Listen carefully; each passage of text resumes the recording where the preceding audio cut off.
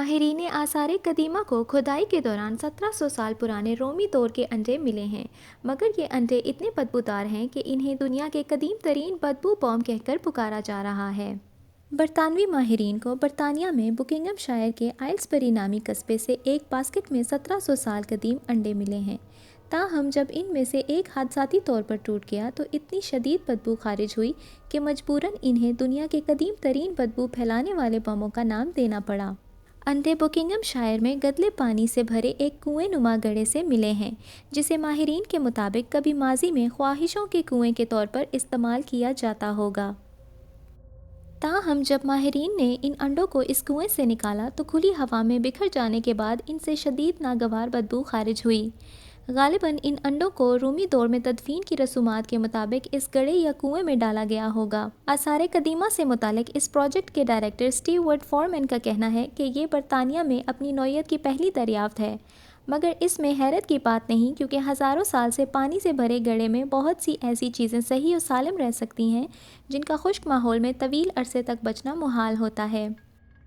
ماہرین کو اس مقام سے ان انڈوں کے علاوہ درجنوں کی تعداد میں سکے، جوتے، لکڑی کے اوزار، بیلٹ کا کنڈا، گھوڑے کا ٹوٹا ہوا ساز، دریائے ٹیمز پر لکڑی سے بنے پل کے شواہد اور انتہائی نادر قرار دی گئی ایک باسکٹ بھی ملی ہے، جبکہ رومی دور کے ایک آئینے اور متعدد ہنڈیوں کے بقایا جات ان کے سوا ہیں۔ ماہرین کے مطابق رومی دور میں راہگیر ایسے کنویں کے پاس سے گزرتے وقت ٹھہر کر اس میں آبی دیوتاؤں کے نام اپنی خواہشوں کے پورا ہونے کی آرزو میں نذرانے ڈالتے ہوں گے، مگر انہوں نے ایسے کسی کنویں میں انڈوں کی موجودگی کو انتہائی پیرانارمل یا انوکھا قرار دیا ہے۔ مگر دوسری طرف یہ بھی ایک حقیقت ہے کہ قدیم رومی انڈوں کو زرخیزی اور حیات نو کی علامات سمجھتے تھے، اور اس تصور میں ظاہر ہے حیرت کی بات نہیں، کیونکہ ماہرین کو اس سے قبل برطانیہ میں رومی دور کے قبرستانوں سے مرغیوں کی ہڈیاں اور انڈوں کے چھلکے ملتے رہے ہیں،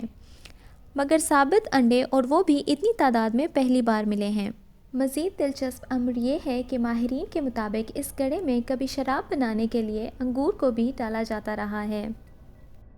دریں اثنا صحیح و سالم بچ جانے والے واحد انڈے کو اس وقت تیزابی اثرات سے پاک ٹشو میں لپیٹ کر پلاسٹک کے باکس کے اندر آکسفورڈ یونیورسٹی کے محکمہ آثار قدیمہ میں حفاظت سے رکھا گیا ہے،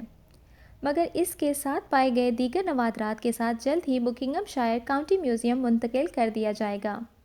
خیال رہے ماہرین نے مذکورہ مقام پر 2007 سے لے کر 2016 کے درمیانی عرصے میں تحقیقی طور پر کھدائی کی تھی، اور تب سے ماہرین یہاں سے دریافت ہونے والی چیزوں کا مطالعہ کرتے رہے ہیں۔